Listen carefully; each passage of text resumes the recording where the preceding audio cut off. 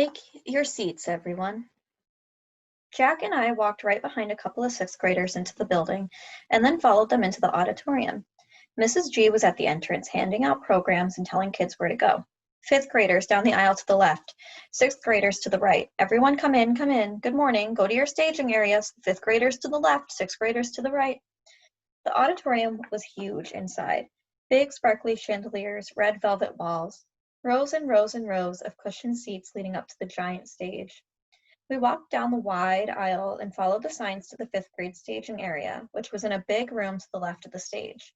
Inside were 4 rows of folding chairs facing the front of the room, which is where Miss Rubin was standing, waving us in as soon as we walked into the room.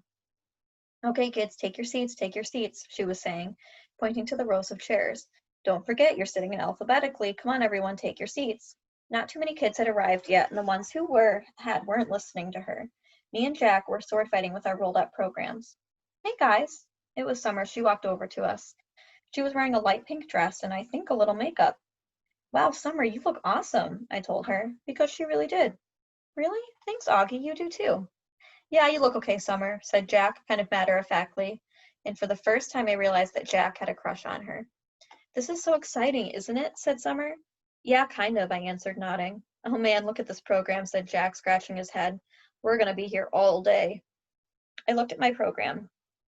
Headmaster's opening remarks, middle school director's address, Light and Day by the middle school choir, 5th grade student commencement address, Cinema Chin, Canon in D, middle school chamber music assemble, 6th grade commencement address, Under Pressure, middle school choir, middle school dean's address, awards presentation, roll call of names.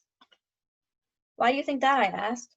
Because Mr. Jansen's speech go on forever, said Jack. He's even worse than Tushman. My mom said she actually dozed off when he spoke last year, Summer added. What's the awards presentation? I asked. That's where they give medals to the biggest brainiacs, Jack answered, which would mean Charlotte and Cinema will win everything in the 5th grade, just like Charlotte won everything in the 4th grade and the 3rd grade. Not in the 2nd grade, I laughed.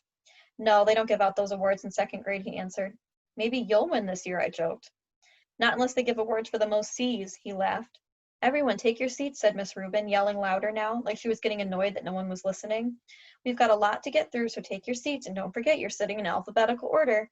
A through G is in the first row, H through N second, O through Q in the 3rd row, and R through Z in the last row. Let's go, people.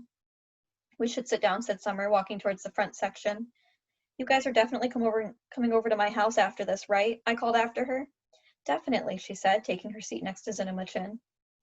When did summer get so hot? Jack muttered in my ear. Shut up, dude, I said, laughing as we headed towards the 3rd row.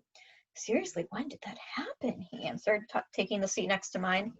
Mr. Will, Miss Rubin shouted. Last time I checked, W came between R and Z, right? Jack looked at her blankly. Dude, you're in the wrong row, I said. I am? And the face he made as he got up to leave, which was a mixture of looking completely confused and looking like he was playing a joke on someone, totally cracked me up.